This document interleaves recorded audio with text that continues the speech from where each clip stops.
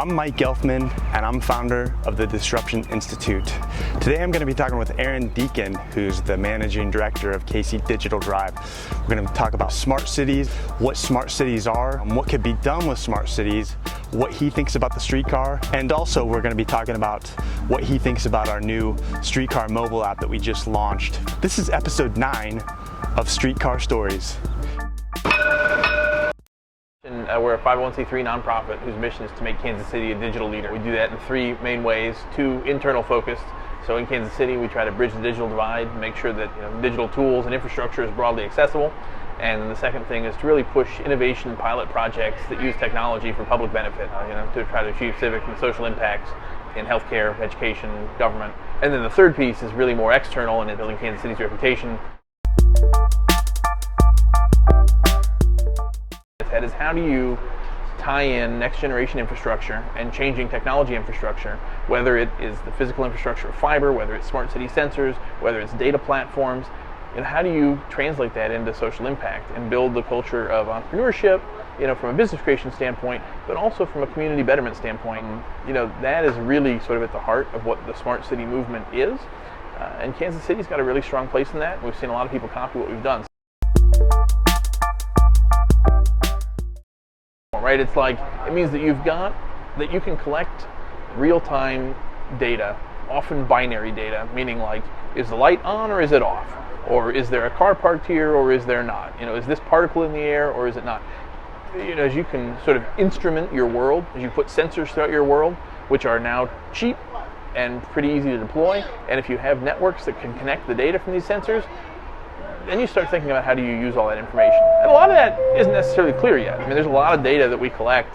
And if you look at the whole, kind of buzzwordiness around big data, right? It's well, there's a lot more data that we have access to. We don't always know how to use it.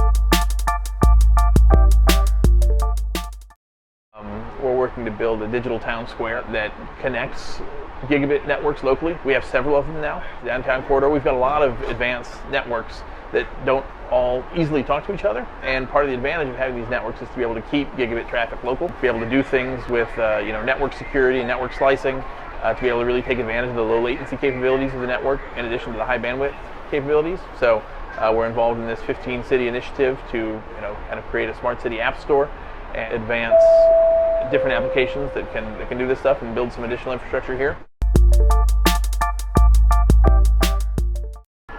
It's interesting because it has been a little bit controversial, and it's kind of funny in terms of, how much of a transportation need does it serve? I think has been some of the question, but from just an amenity standpoint, I think it's really hard to argue with. Kansas City is interesting because it has all these contiguous, distinct nodes of activity throughout the urban core. Going from River Market to Downtown Loop to the Crossroads to Union Station, that's some pretty cool assets that are all lined up. I thought that when I moved here. It's it's really nice how these things are, but it's not.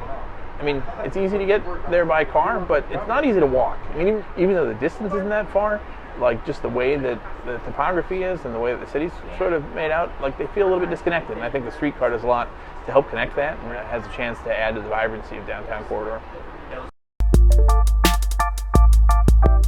The Disruption Institute's Streetcar app is terrific, and this is a great example of the kind of things that we champion for in terms of citizens being able to produce city assets kind of on their own because they want to and because it's something they can do. And it didn't have an iPhone up until 2 days ago. Finally switched from Android, sort of an experiment. So downloaded it and was this is great. This is somebody who didn't know how to code before was able to obtain some skills and create something that is a potential asset for the city. If you look around and you see a need, there's a lot of things that technology can do that you can actually just go ahead and do. And to be able to encourage that kind of mentality is, I think, a huge part of building the cultural base that's going to position us for success going forward.